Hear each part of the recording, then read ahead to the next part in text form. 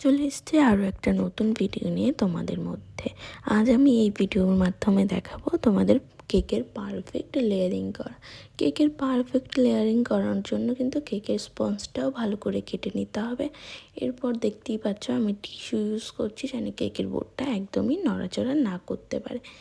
এই ভীষণ গরম, তোমরা কেকের ক্রিমটা আস্তে আস্তে অল্প অল্প করে নিয়ে তবেই বিট করবে, না হলে কেকের ক্রিমটা একদম গলে যাবে। ভিডিওতে দেখানো অনুযায়ী তোমরা কেকের লেয়ারিংগুলো ঠিক অমনভাবেই করে নেবে। এই কেকটার ওজন ছিল 1 কেজি। চকলেট ফ্লেভার 2 টায়ারের কেক ডেকোরেশন করেছি কাস্টমারের ডিমান্ড অনুযায়ী। এই কেকটা যে দিদিটা অর্ডার করেছিল সেই দিদিটা আমার পাশের বাড়ির, সেই দিদিটা আমার রিপিট কাস্টমার। অনেকবার এর আগে আমার থেকে কেক নিয়েছে, খুব ভালো রিভিউও দিয়েছে। দেখতেই পেলে আমি এখানে চকলেট গানাশ প্রতি লেয়ারে ইউজ করিনি।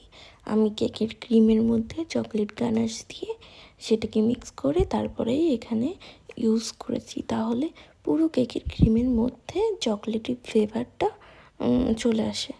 এতে কেকের টেস্টটাও দ্বিগুণ বেড়ে যায়। আজ এই ভিডিওতে শুধু আমি কেকের ক্রাম কোটিংই দেখিয়েছি। নেক্সট ভিডিও আসবে কেক ডেকোরেশনের। এই ভিডিওটা যদি ভালো লাগে একটা লাইক করে দেবে, চ্যানেলে নতুন হলে সাবস্ক্রাইব করে দেবে। দেখা হচ্ছে নেক্সট ভিডিওতে কেক ডেকোরেশন নিয়ে। আজকের মতন টাটা।